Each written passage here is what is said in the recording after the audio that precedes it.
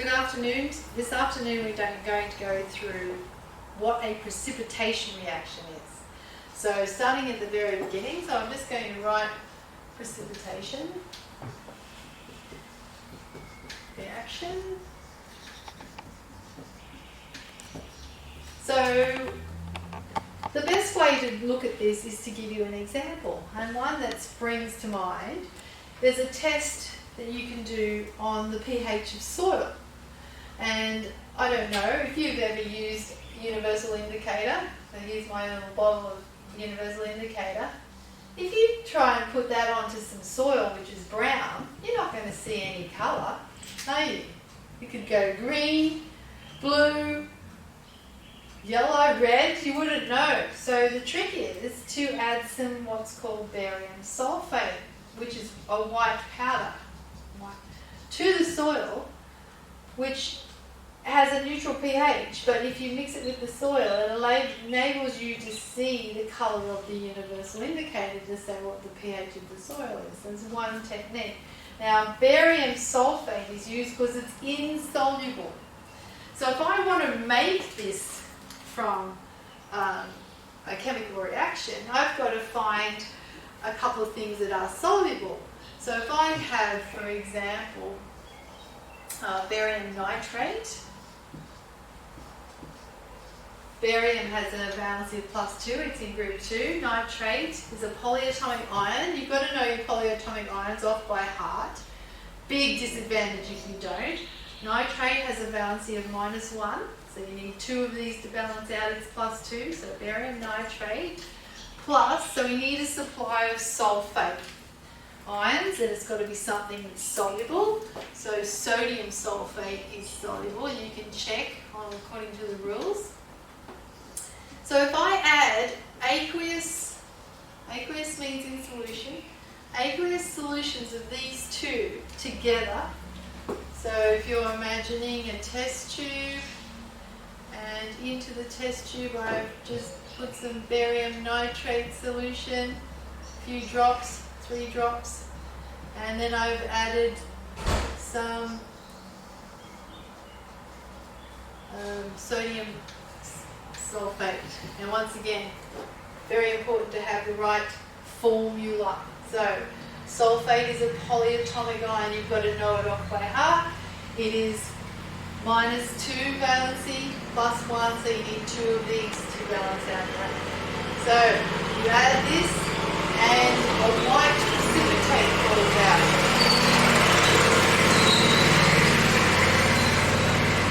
Picking T short for precipitate, and then you use black to represent white. So white precipitate. What is the balanced chemical equation? Well, this is a positive cation, this is a negative anion. This is a positive cation, this is a negative anion. You can't have 2 positives together and you can't have 2 negatives together. So what are the only new combinations that can form?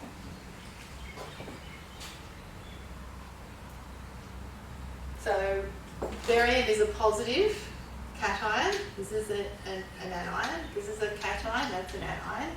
What's the only other combination that can form if it's new products? Same sort of thing. It can only be a positive with a negative. Yes, so what is it going to be? Barium sulfate. The barium sulfate is the new combination. Sodium nitrate. Sodium nitrate.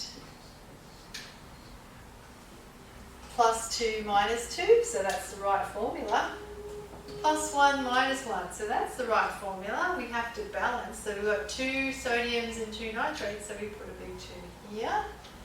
Now, we have to put their states in, but we need to check. What do we know about all nitrates? Soluble. It's soluble, so straight away, when we see a nitrate, we can write aqueous next to it, because it's going to be in solution. Aqueous means in solution.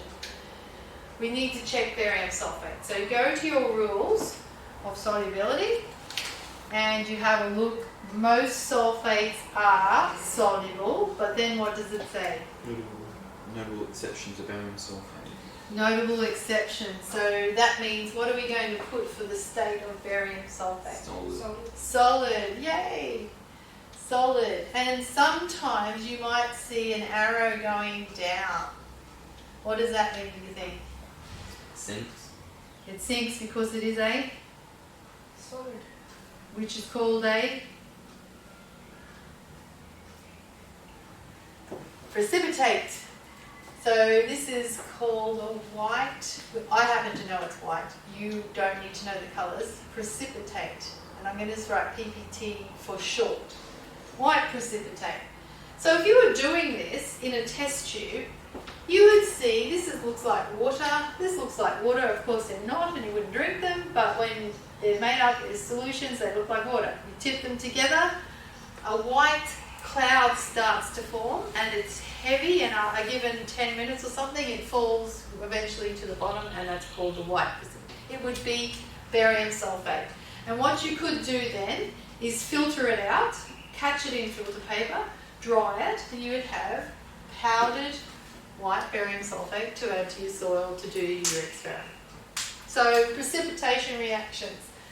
This is what they're all about. It's about looking at the solutions, working out what possible combinations could occur, and then checking each one to see whether they're insoluble or soluble. So what is confusing for students, and I'll try and write this so you won't be confused, is this is like a summary. We're trying to use shorthand all the time to save time, but it's not what actually is happening. These aren't together. Because it's aqueous, they're actually like this. Ba2 plus floating around separately, in going la la la, and or maybe not going la la la, but floating around. And the nitrate is going separately, floating around. We just write it together because that's how we added it. We added it as barium nitrate, but they're separately floating around in there. There's two of them, so you have to write a 2 there.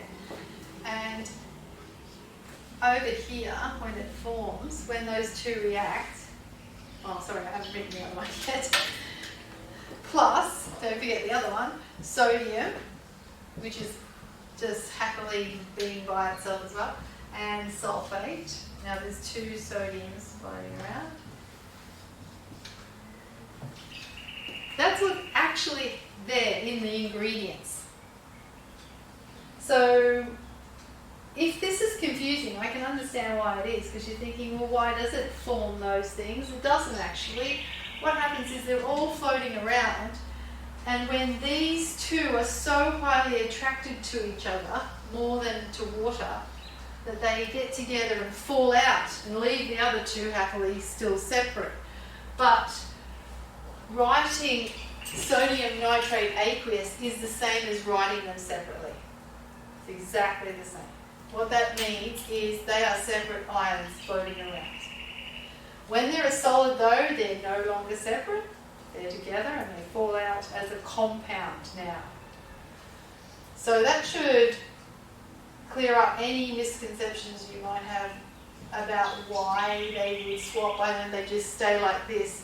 They don't stay like this because these two are highly attracted to each other, get together as a solid and fall out and leave those two in there. So hence, you no longer, depending on how much, if you had the perfect mole ratio, you would no longer have any reactants left. You would only have this white solid and these in solution if you had the perfect stoichiometric ratio. So as in, 1 mole of this and 1 mole of this to exactly make 1 mole of this and 2 moles of that. So what we're going to do now is, I'm just going to go through the prac. This afternoon, we're going to have quite a number of compounds. We're going to have a list of materials that you can see on your experiment. We're going to have calcium nitrate, copper nitrate, magnesium nitrate. Why do you think they're all nitrates? Because they're all soluble. They're all soluble. We want to start off with them in aqueous solution and then see what falls out when we mix them together. See how both of these reactants are aqueous solutions? So you can see all the nitrates, silver nitrate. Now, silver nitrate. Silver nitrate's interesting. Not only is it very expensive, but it stains your skin like a tattoo. The skin has to wear off for it to go away, and it's not pretty. It's a black brown. So, not suggesting that you do this, but in the old days, when I was at school, some of the students would get some silver nitrate and just put a few drops along the edge of the chair, and you were wearing a skirt, so you'd sit down and you get these lines, these brown lines at the back of your knees, because that's where the silver nitrate was, and they don't come off. So you'd have to wait for 2 weeks, because your skin is always shedding all the time. You have to wait 2 weeks till it wore off. So when you're handling this afternoon the silver nitrate, try not to get it on your hands, because it's brown. So silver nitrate, sodium chloride, as you know, you said already, salt is soluble in water. Sodium hydroxide, sodium bromide, sodium sulfide, sodium carbonate is what you could find in that's just things you can cook with, and sodium nitrate at the bottom.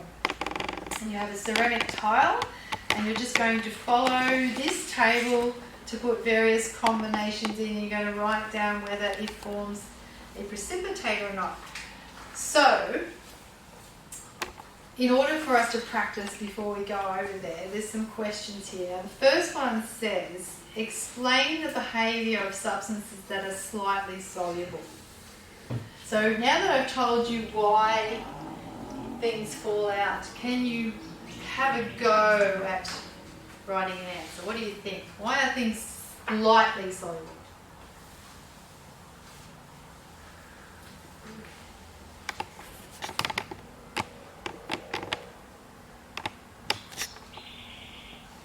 Because they were still made up of something that was soluble, and then when you put them together, only some will form. Okay, I like the thinking. So when I said these two are highly attracted to each other more than water, that's why they fall out into a solid. With slightly soluble things, they're highly attracted to each other, but a tiny portion is still attracted to a water molecule, because water molecule is highly polar. It's got so H2O, if this is the oxygen and these are the hydrogens, it's like a little Mickey Mouse water molecules. They have even though the water molecule is neutral all over, it has a positive side because it's a bent molecule, and a negative side. So it's very polar. So you can imagine that the barium is highly attracted to the negative side because it's a positive ion.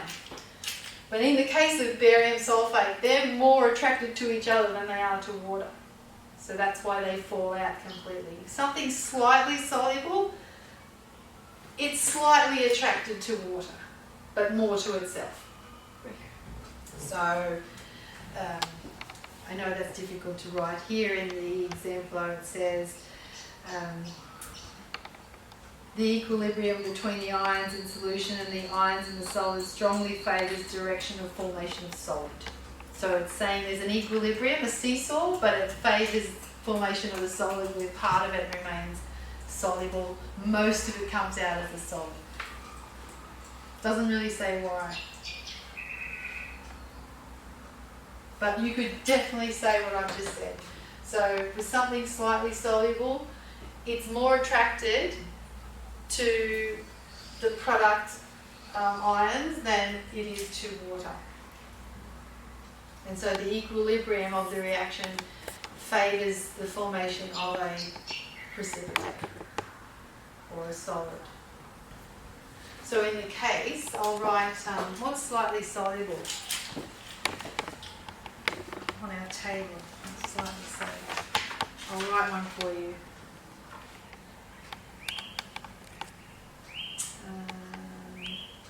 Most hydroxides are only slightly soluble, so something other than that. So let's say barium hydroxide barium hydroxide is slightly soluble, which means that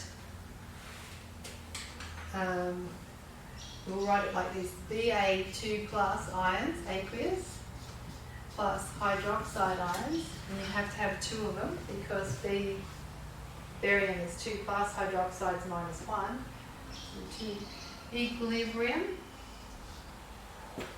Ba. So this would be a balanced reaction, how you show that all three are present, but mostly it's in the forward direction is you have a top arrow that's long and a little arrow that's back. And that's showing you that barium is going to come out as a solid, mostly, but a little bit remains in solution. And that's how you would write a slightly soluble substance as an expression, as a balanced chemical equation. So this is called an equilibrium reaction because it doesn't go to completion, it doesn't go all the way, whereas this one does. Barium sulfate, this one, there is no, if you got exactly the right ratio of reactants, there is nothing that's slightly soluble about it, it all comes out. It's a one-way arrow, it's not two. But this one, slightly soluble, some of it remains in solution. So that should have an aqueous sign there.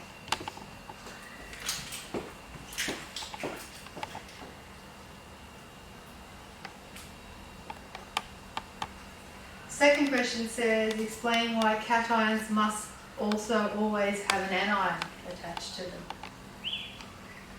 What do you think?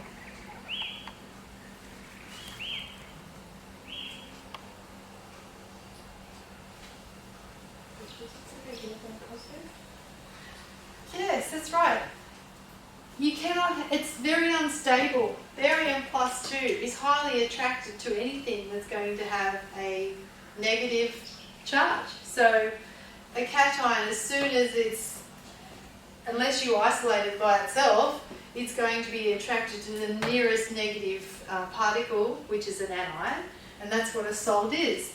A salt in chemistry is not just sodium chloride that you put on your dinner, so that's table salt, but a salt is a metal with a non-metal, and all metals are positive ions, cations, and all non-metals are anions, negative ions. So sodium chloride is a good example. That's a metal,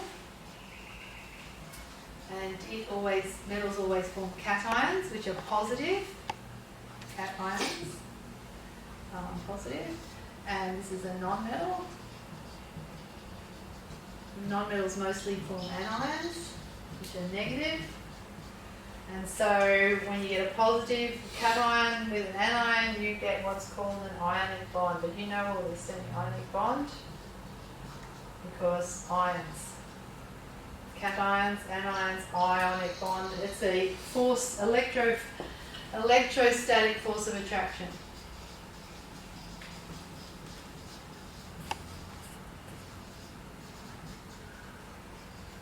This is background to the topic, really. It's not something you need to know and should know from previous. So number 3 is just about predicting whether things are soluble or not soluble, and that's based on this table. And we have a little bit of a practice. It's quite quick. So, for example, let's jump to D. Potassium chloride. Is it soluble or insoluble? So using the table, what do you think? Potassium chloride?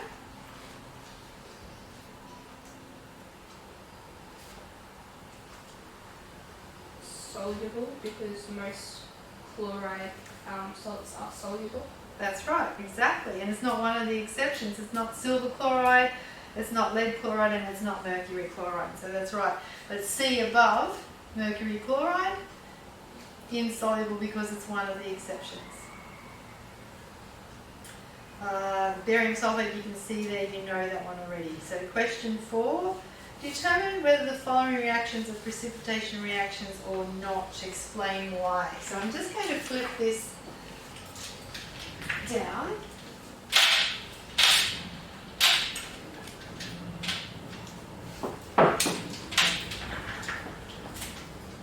got a new board. Try and be neat.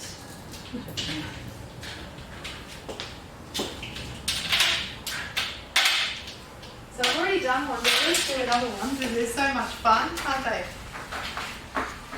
No? There's crickets, I can hear crickets. Alright, so let's write this one. Lead nitrate. Now what do we know about nitrates? They're soluble. So that one's aqueous, straight away we write that. And sodium chloride, we know about that, don't we? It's what we put on our dinner at night, it's very soluble. Right, and we also, I showed you how to predict what forms. So what are the possible new products? There's only one possible new product. Yes, what are they? Potassium chloride. Hang on. There's no potassium there. Sorry. This one? Yeah. Lead. That's the Latin plumbum. Lead. Okay. So Lead chloride. Lead. chloride. Chloride.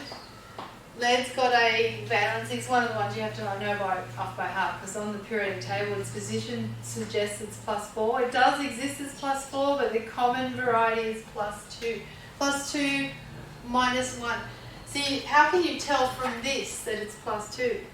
If you can't tell, Two nitrates. you need 2 nitrates, and they're a polyatomic ion that has a valency of -1, so you can tell what form this is. And you have to be able to do that. So this is +2, chlorine's -1, so it has to be this. And what's the other product, possible product? What's left? Trying to remember the names of it. Sodium, Sodium nitrate. sodium nitrate. What do we know about nitrates? Soluble. So straight away we can write this, that's +1, that's -1, so that's right. We need to balance the equation. So we need to put a 2 here. Is that right? Yes, and we need to put a 2 here. Now we have a balanced chemical equation, do you agree? Yeah. And this one we need to check. We've got all the states of the other ones. Use your table to check this. It's insoluble. Insoluble. Why? It's one of the exceptions to the chloride. Okay, very good. So that's how you would write it. That's the reason you would give. Now I'm going to write one up here, and then I want to volunteer to do what I just did. B. With help, not left alone. So we know that sodium chloride's aqueous. And what do we know about potassium nitrate? It's also, yeah. What? It'd be soluble. Because? It's one of the rules that nitrates. Yeah. All nitrates. So we write aqueous, and Paige is going to be our guest speaker. See if you can predict what forms.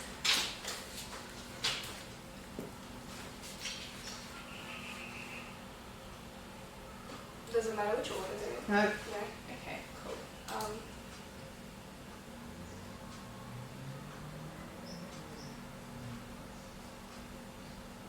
Yes, very good. And what do we know about nitrates? They all Soluble. Yeah, good. Perfect.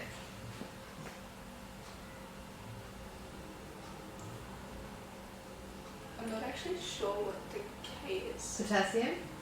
That's a Latin as well. Potassium chloride. Now they're all +1s, all of them, so that's right. Your formulas are right. This is where you need your assistant, Stuart, to tell you whether potassium chloride is soluble or not. Can you use the table to work that out? You could have it down though. Soluble. Soluble? So the question is saying, is this a, yeah, keep going, is this a precipitation reaction? No. Good. And then you'd say why? Because no precipitate forms. There's no insoluble. So the answer to the second one of these is no, not a precipitate reaction. Both of those are shorthand precipitate reaction. So will we do one more and then leave it there? Yeah. Let's do one more. Alright, we've got this one.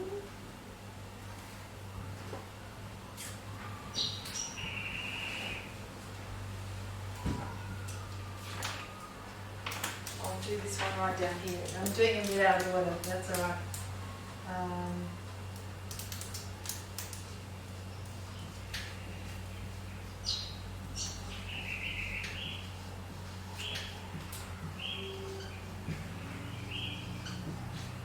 This is Stuart's turn.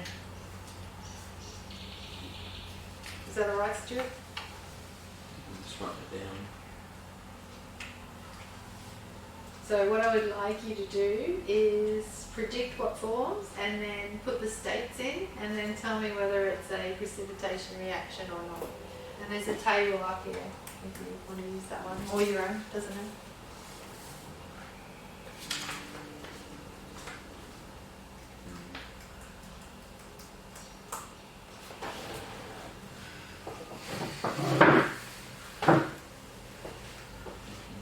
Now, if you're unsure, you can ask us.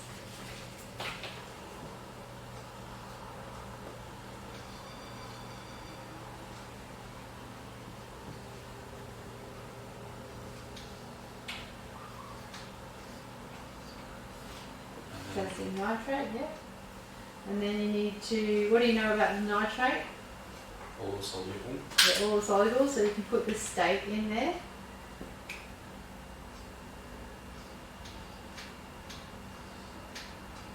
Nope. Soluble. Solubles, yeah. Aqueous. Aqueous means in solution. Yeah. A salt dissolved in solution. Aqueous. And you need to check that one. Check it.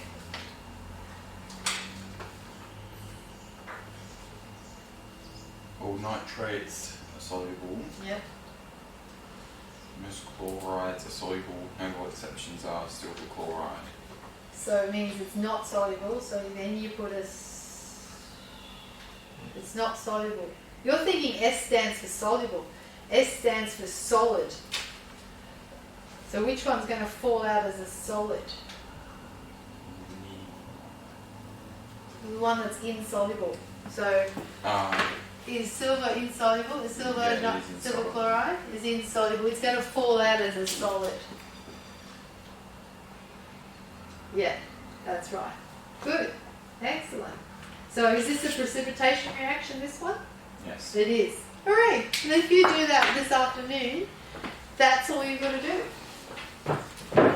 And when you do your exam, I think there's a question on here like that we will do. You have to be able to work from a key. So it might have something like all solutions up here, and then it'll have a box over here that says, I don't know, something like white precipitate, and then it'll have what ions, and you have to be able to follow backwards to use a key to work out what's going on through rules. So I'll find a question like that and we'll do it. Essentially, you should be able to draw one of these and use one of these. So if you have all solutions and over here they're all soluble, they're not going to fall out as a precipitate, all soluble. So if you've got a table of things and you've got this unknown white powder, straight away you're going to go this way because they're all soluble. And then it might say something like barium and I don't know, potassium, and then you have to pick